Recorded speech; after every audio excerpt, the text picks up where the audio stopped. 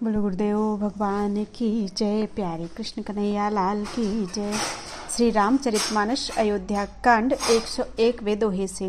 कृपा सिंधु बोले मुस्काई, सोई करु जेहि तो नाव न जाई। बेगी आनु जल पाए पखारू, होत विलम्ब उतारहि पारू।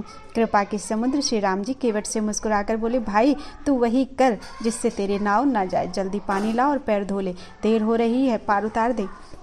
जासु नाम सुमिरत एक बारा, उतरहि नर भव सिंधु अपारा। सोई कृपालु केवटहि निहोरा, जेहि जगु किए तिहु पगहु ते थोरा। एक बार जिनका स्मरण करते ही मनुष्य अपार भव सागर के पार उतर जाते हैं, और जिन्होंने वामन अवतार में जगत को 3 पग से भी छोटा कर दिया था, 2 ही पग में त्रिलोकी को नाप लिया था, वही कृपालु श्री रामचंद्र जी गंगा जी से पार उतरने के लिए केवट का निहोरा कर रहे हैं।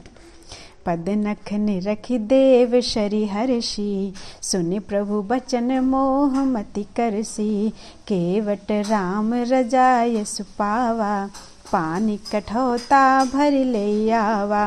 प्रभु के इन वचनों को सुनकर गंगा जी की बुद्धि मोह से खिंच गई थी कि ये साक्षात भगवान होकर भी पार उतारने के लिए केवट का निहोरा कैसे कर रहे हैं। परंतु समीप आने पर अपनी उत्पत्ति के स्थान यानी पद नखों को देखते ही उन्हें पहचान कर देव नदी गंगा जी हर्षित हो गईं। वे समझ गईं कि भगवान नरलीला कर रहे हैं। इससे उनका मोह नष्ट हो गया और इन चरणों का स्पर्श प्राप्त करके मैं धन्य हो जाऊंगी, यह विचार कर वे हर्षित हो गईं। केवट श्री रामचंद्र जी की आज्ञा पाकर कठौते में भरकर जल ले आया। अति आनंद उमगी अनुरागा, चरण सरोज पखारन लागा। बरसि सुमन सुर सकल सिहाही, एहि सम पुण्य पुंज को नाही। अत्यंत आनंद और प्रेम में उमंग कर वह भगवान की चरण कमल धोने लगा। सब देवता फूल बरसाकर सिहाने लगे और कि इसके समान पुण्य की राशि कोई नहीं है। पद पखार जल पान करी, आप सहित परिवार। पितर पारु करी प्रभु ही पुनि, मुदित गयउ ले पार।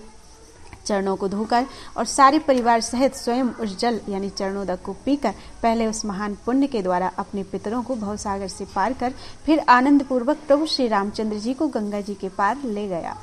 उतरी ठाड़ भय सुर शरीरेता, सिय राम गुह लखन समेता। केवट उतरी दंडवत कीन्हा, प्रभु ही सकुच एहि नहीं कछु दीन्हा। निषादराज और लक्ष्मण जी सहित श्री सीता जी और श्री रामचंद्र जी नाव से उतरकर गंगा जी की रेत यानी बालू में खड़े हो गए। तब केवट ने उतरकर दंडवत की। उसको दंडवत करते देखकर प्रभु को संकोच हुआ कि इसको कुछ दिया नहीं। पियहि की जान निहारी, मनि मुदिरी मन मुदित उतारी।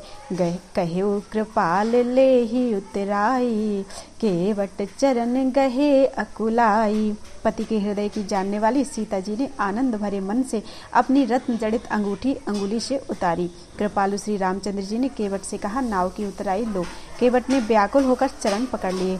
नाथ आज मैं काह न पावा, मिटे दोष दुख दारिद दावा। बहुत काल में कीन मजूरी, आज दीन विधि बनी भली भूरी। उसने कहा, हे नाथ, आज मैंने क्या नहीं पाया। मेरे दोष दुख और दरिद्रता की आग आज बुझ गई है। मैंने बहुत समय तक मजदूरी की, विधाता ने आज बहुत अच्छी भरपूर मजदूरी दे दी है।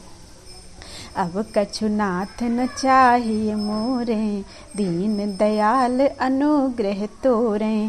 फिरती बार मोहि जो देवा, सो प्रसादु में सिर धरि लेवा। हे नाथ, हे दीन दयाल, आपकी कृपा से अब मुझे कुछ नहीं चाहिए। लौटती बार आप मुझे जो कुछ देंगे वह प्रसाद में सिर चढ़ाकर लूँगा। बहुत कीन प्रभु लखन सिय, नहीं कछु केवटुले। विदा कीन करुणायतन, भगति विमल बरु दे। प्रभु श्री राम जी, श्री लक्ष्मण जी और श्री सीता जी ने बहुत आग्रह या यत्न किया, पर केवट कुछ नहीं लेता। तब करुणा के धाम भगवान श्री रामचंद्र जी ने निर्मल भक्ति का वरदान देकर उसे विदा किया।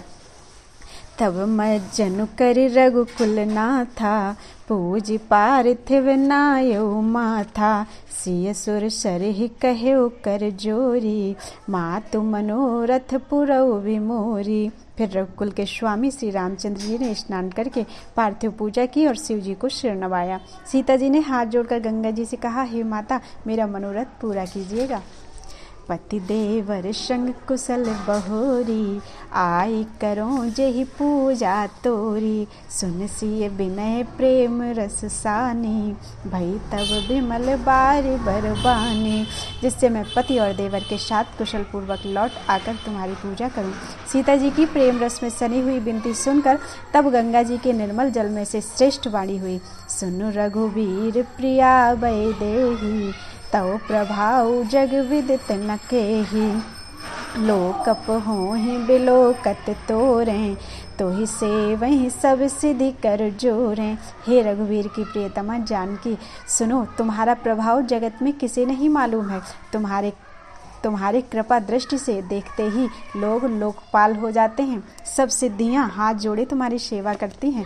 तुम जो हम ही बड़ी विनय सुनाई, कृपा कीन मोहि दीन बड़ाई। तदपि देवी में देवी असीसा, सफल हो निहित निज बागीसा। तुमने जो मुझको बड़ी विनती सुनाई, यह तो मुझ पर कृपा की और मुझे बड़ाई दी है। तो भी हे देवी, मैं अपनी वाणी सफल होने के लिए तुम्हें आशीर्वाद दूंगी। प्राणनाथ देवर सहित कुशल कौशला आई, पूज ही सब मन कामना, सुज सुरहि जग छाई।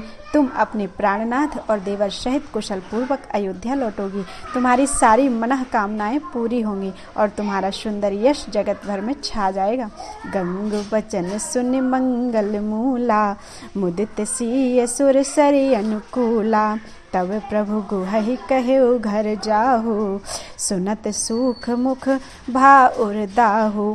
मंगल के मूल गंगा जी के वचन सुनकर और देव नदी को अनुकूल देखकर सीता जी आनंदित हुई। तब प्रभु श्री रामचंद्र जी ने निषाद राज गुह से कहा कि भैया, अब तुम घर जाओ। यह सुनते ही उनका मुख सूख गया और हृदय में दाह उत्पन्न हो गया। दीन बचन गुह कह कर जोरी, विनय सुनहु रघुकुल मनि मोरी। नाथ साथ रही पंथु दिखाई, करि दिन चार चरण स्योकाई। गुह हाथ जोड़कर दीन बचन बोला, हे रघुकुल शिरोमणि, मेरी विनती सुनिए। मैं नाथ आपके साथ रहकर रास्ता दिखाकर 4 यानी कुछ दिन चरणों की सेवा करके जेहि बन जाई रहब रघुराई। परन कुटी में कर विसुहाई, तब मोहि कहि जसि देव रजाई। सोई करि हूँ रघुवीर दुहाई। हे रघुराज, जिस वन में आप जाकर रहेंगे वहाँ मैं सुंदर पर्ण कुटी यानी पत्तों की कुटिया बना दूंगा। तब मुझे आप जैसी आज्ञा देंगे, मुझे रघुवीर आपकी दुहाई है, मैं वैसा ही करूँगा। सहज स्नेह राम लखितासु, संग लीन गुह हृदय हुलासु। पुनि गुह ज्ञाति बोली सब लीन है, करी परितोष विदा तब कीन है। उसके स्वाभाविक प्रेम को देखकर श्री रामचंद्र जी ने उसको साथ ले लिया। इससे गुह के हृदय में बड़ा आनंद हुआ। फिर गुह यानी निषाद राज ने अपनी जाति के लोगों को बुला लिया और उनका संतोष करा के तब उनको विदा किया। तब गणपति शिव सुमिर प्रभु, नाय सुर शरहि माथ। सखा अनुज सिय सहित वन, गवन कीन रघुनाथ। तब प्रभु श्री रामचंद्र जी ने गणेश जी और शिव जी का स्मरण करके तथा गंगा जी को मस्तक नवाकर सखा निषाद राज, छोटे भाई लक्ष्मण जी और सीता सहित वन को चली। तेहि दिन भयउ बिटप तरबासु, लखन सखा सब कीन सुपासु। प्रात प्रात कृत करि रघुराई, तीरथ राजु दीख प्रभु जाई। उस दिन पेड़ के नीचे निवास हुआ। लक्ष्मण जी और सखा गुह ने विश्राम की सब सुव्यवस्था कर दी। प्रभु श्री रामचंद्र जी ने सवेरे प्रातः काल की सब क्रियाएं करके जाकर तीर्थों की राजा प्रयाग के दर्शन किए। सचिव सत्य श्रद्धा प्रिय नारी, माधव सरस मीतु हितकारी। चारि पदारथ भरा भंडारू, पुण्य प्रदेश देश अति चारू। उस राजा का सत्य मंत्री है, श्रद्धा प्यारी स्त्री है और श्री बेणी माधव जी सरीखे हितकारी मित्र हैं। 4 पदार्थों यानी धर्म, अर्थ, काम और मोक्ष से भरा भंडार भरा है और वह पुण्यमय प्रांत ही उस राजा का सुंदर देश है। क्षेत्र अगम गढ़ु गाढ़ सुहावा, सपने हो नहीं प्रतिपक्ष न पावा। सेन सकल तीरथ बर बीरा, कलुष अनेक दलन रन धीरा। प्रयाग क्षेत्र ही दुर्गम, मजबूत और सुंदर गढ़ यानी किला है, जिसको स्वप्न में भी पाप रूपी शत्रु नहीं पा सके हैं। संपूर्ण तीर्थ ही उसके श्रेष्ठ वीर सैनिक हैं, जो पाप की सेना को कुचल डालने वाले और बड़े रणधीर हैं। संगम सिंहासन सुठ सोहा, छत्रु अखय बटु मुनि मनु मोहा। चंबर जमुन अरु गंग तरंगा, देखे हो ही दुखदार दभंगा। गंगा, यमुना और सरस्वती का संगम भी उस अत्यंत सुशोभित सिंहासन है, उसका अत्यंत सुशोभित सिंहासन है।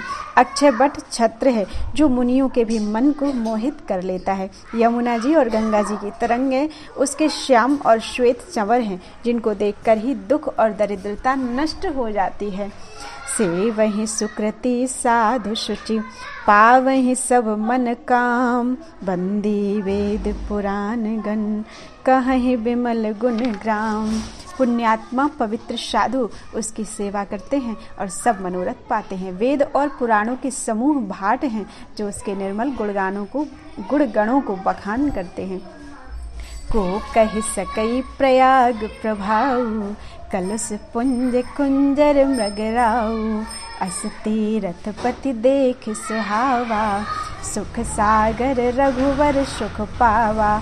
पापों के समूह रूपी हाथी के मारने के लिए सिंह रूप प्रयागराज का प्रभाव यानी महत्व और महात्म्य कौन कह सकता है। ऐसे सुहावने तीर्थराज का दर्शन करके सुख के समुद्र रघुकुल श्रेष्ठ श्री राम जी ने भी सुख पाया।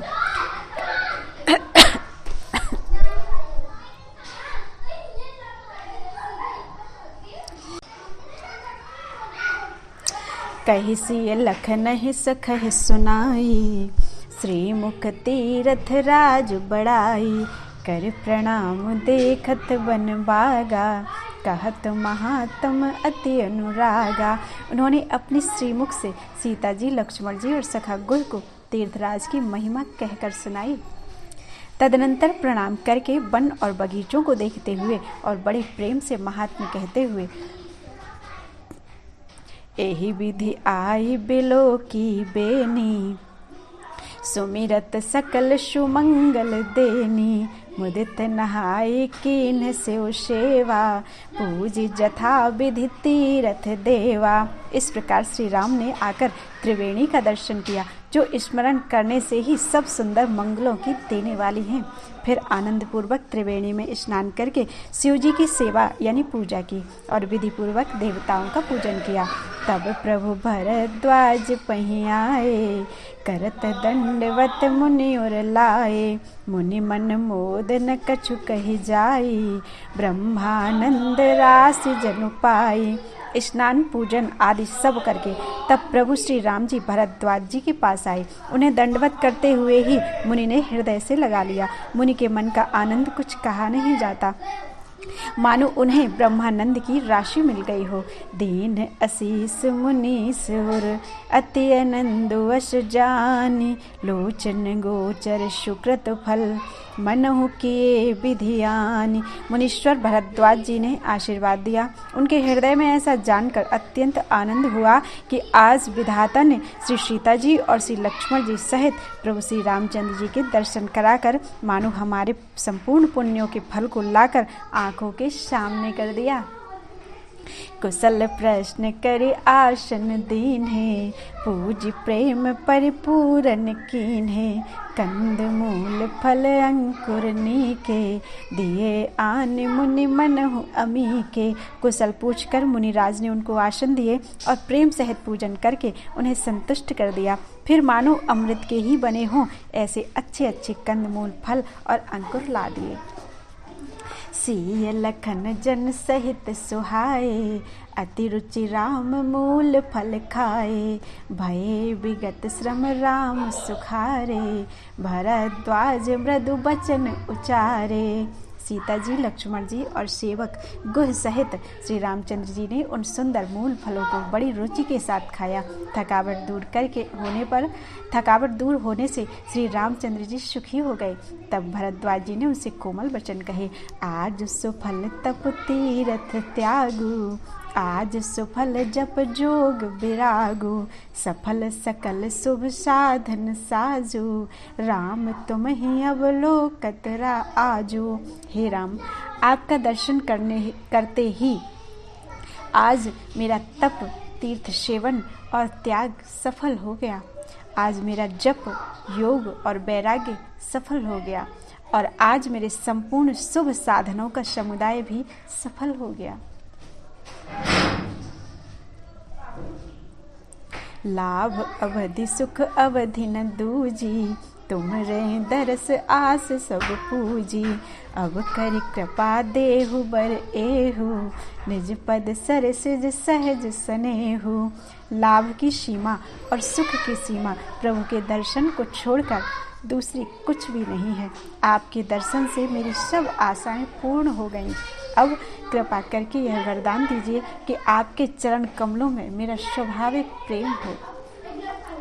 करम बचन मन छाड़ छलो, जब लगी जनु न तुम्हार, तब लगी सुख सपने हो नहीं, किए कोटि उपचार। जब तक कर्म वचन और मन से छल छोड़कर मनुष्य आपका दास नहीं हो जाता, तब तक करोड़ों उपाय करने से भी स्वप्न में भी वह सुख नहीं पाता। सुन मुनि बचन राम सकुचाने, भाव भगति आनंद अघाने। तब रघुवर मुनि सुजस सुहावा, कोटि भांति कही सब ही सुनावा। मुनि के वचन सुनकर उनकी भाव भक्ति के कारण आनंद से तृप्त हुए भगवान श्री रामचंद्र जी लीला की दृष्टि से सकुचा गए। तब अपने ऐश्वर्य को छिपाते हुए श्री रामचंद्र जी ने भरद्वाज मुनि का सुंदर सुयश करोड़ों यानी अनेकों प्रकार से कहकर सबको सुनाया। सो बड़ सो सब गुण गन गेहु, जेहि मुनीस तुम आदर देहु। मुनि रघुवीर परस पर नवहि, बचन अगोचर सुख अनुभवहि। उन्होंने कहा, हे मुनीश्वर, आप जिसको आप आदर दें वही बड़ा है और वही सब गुण समूहों का घर है। इस प्रकार श्री राम जी और मुनि भरद्वाज जी दोनों परस्पर विनम्र हो रहे हैं और अनिर्वचनीय सुख का अनुभव कर रहे हैं। यह सुधि पाई प्रयाग निवासी, बटु तापस मुनि सिद्ध उदासी। भरद्वाज आश्रम सब आए, देखन दशरथ सुवन सुहाए। यह श्री राम, लक्ष्मण और सीता जी के आने की खबर पाकर प्रयाग निवासी ब्रह्मचारी तपस्वी मुनि, सिद्ध और उदासी सब श्री दशरथ जी के सुंदर पुत्रों को देखने के लिए भरद्वाज जी के आश्रम पर आए। राम प्रणाम कीन्ह सब काहू, मुदित भय लहि लोयन लाहू। देहि आशीष परम सुख पाई, फिरे सराहत सुंदरताई। श्री रामचंद्र जी ने सब किसी को प्रणाम किया। नेत्रों का लाभ पाकर सब आनंदित हो गए और परम सुख पाकर आशीर्वाद देने लगे। श्री राम जी के सौंदर्य की सराहना करते हुए वे लौटे। राम कीन्ह विश्राम निशि, प्रात प्रयाग नहाय। चले सहित सिय लखन जन, मुदित मुनि शिरोनाय। श्री राम जी ने रात को वहीं विश्राम किया और प्रातः काल प्रयागराज का स्नान करके और प्रसन्नता के साथ मुनि को सिर नवाकर श्री सीता जी, लक्ष्मण जी और सेवक गुह के साथ भी चले। राम सप्रेम कहे मुनि पाही, नाथ कहिए हम के ही मग जाही। मुनि मन बेहसी राम सन कहीं, सुगम सकल मग तुम कहूँ अहीं। चलते समय बड़े प्रेम से श्री राम जी ने मुनि से कहा, हे नाथ, बताइए हम किस मार्ग से जाएं। मुनि मन में हंसकर श्री राम जी से कहते हैं कि आपके लिए सभी मार्ग सुगम हैं। साथ लाख शिष्य बुलाए, सुनि मन मुदित 50 आए। सबनि राम पर प्रेम अपारा, सकल कहाहि मगु दीख हमारा। फिर उनके साथ के लिए मुनि ने शिष्यों को बुलाया। साथ जाने की बात सुनते ही चित्त में हर्षित होकर कोई 50 शिष्य आ गए। सभी का श्री राम जी पर अपार प्रेम है। सभी कहते हैं कि मार्ग हमारा देखा हुआ है। मुनि बटु 4 संग तब दीन है, जिन बहु जन्म सुकृत सब कीन है। करि प्रणाम ऋषि आयस पाई, प्रमुदित हृदय चले रघुराई। तब मुनि ने चुनकर 4 ब्रह्मचारियों को साथ कर दिया, जिन्होंने बहुत जन्मों तक सब सुकृत किए थे, यानी पुण्य किए थे। श्री रघुनाथ जी प्रणाम कर और ऋषि की आज्ञा पाकर हृदय में बड़े ही आनंदित होकर चले। ग्राम निकट जब निक सही जाई, देखहि दरसु नारी नर धाई।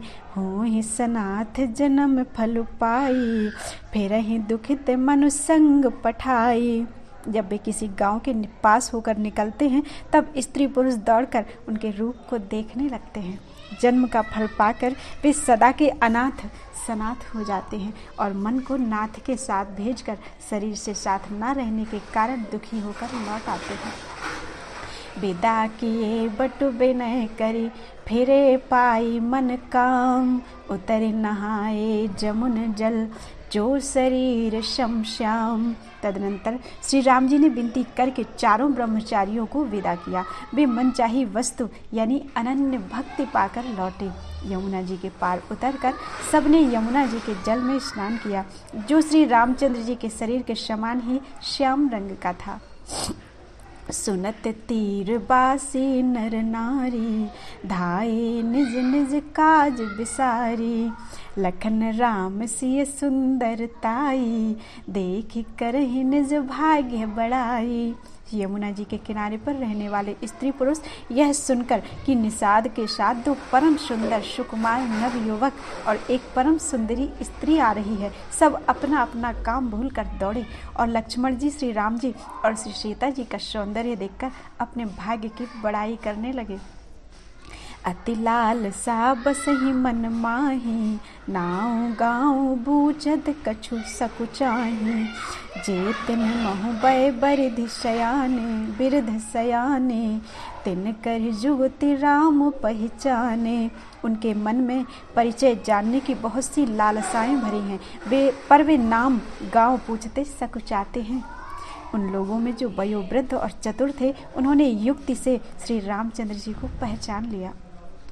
सकल कथा तिन सब ही सुनाई, बन ही चले पितु आयस पाई। सुनि सविषाद सकल पछताही, रानी राय कीन भल नाही। उन्होंने सब कथा सब लोगों को सुनाई कि पिता की आज्ञा पाकर ये वन को चले जाते हैं। यह सुनकर सब लोग दुखित होकर पछता रहे हैं कि रानी और राजा ने अच्छा नहीं किया। तेहि अवसर एक तापस आवा, तेज पुंज लघु बयस सुहावा। कवि अलखित गति बेशु विरागी, मन क्रम बचन राम अनुरागी। उसी अवसर पर वहाँ एक तपस्वी आया जो तेज का पुंज, छोटी अवस्था का और सुंदर था। उसकी गति कवि नहीं जानते, अथवा वह कवि था जो अपना परिचय नहीं देना चाहता। वह वैरागी के वेश में था और मन वचन तथा कर्म से श्री रामचंद्र जी का प्रेमी था।